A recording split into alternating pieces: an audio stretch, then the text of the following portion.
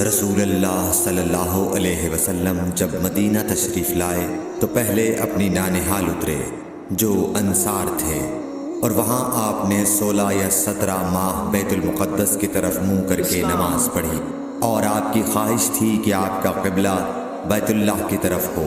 جب بیت اللہ کی طرف نماز پڑھنے کا حکم ہو گیا تو سب سے پہلی نماز جو آپ نے بیت اللہ کی طرف پڑھی عصر کی نماز تھی۔ وہاں آپ صلی اللہ علیہ وسلم کے ساتھ لوگوں نے بھی نماز پڑھی۔ پھر آپ کے ساتھ نماز پڑھنے والوں سے ایک آدمی نکلا اور اس کا مسجد بنی حارثہ کی طرف گزر ہوا تو وہ لوگ رکوع میں تھے۔ وہ بولا کہ میں اللہ کی گواہی دیتا ہوں کہ میں نے رسول اللہ صلی اللہ علیہ وسلم کے ساتھ مکے کی طرف منہ کر کے نماز پڑھی ہے۔ یہ سن کر وہ لوگ اسی حال میں بیت اللہ کی طرف گھوم گئے، اور جب رسول اللہ صلی اللہ علیہ وسلم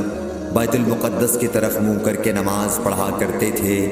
یہودی اور عیسائی خوش ہوتے تھے، مگر جب آپ نے بیت اللہ کی طرف منہ پھیر لیا تو انہیں یہ امر ناگوار ہوا۔ زہیر ایک راوی کہتے ہیں کہ ہم سے ابو اسحاق نے برا سے یہ حدیث بھی نقل کی ہے کہ قبلہ کی تبدیلی سے پہلے کچھ مسلمان انتقال کر چکے تھے، تو ہمیں یہ معلوم نہ ہو سکا کہ ان کی نمازوں کے بارے میں کیا کہیں۔ تب اللہ نے یہ آیت نازل کی، وَمَا كَانَ اللَّهُ لِيُضِيعَ إِيمَانَكُمْ، سورہ بقرہ آیت نمبر 143، صحیح بخاری حدیث نمبر 40۔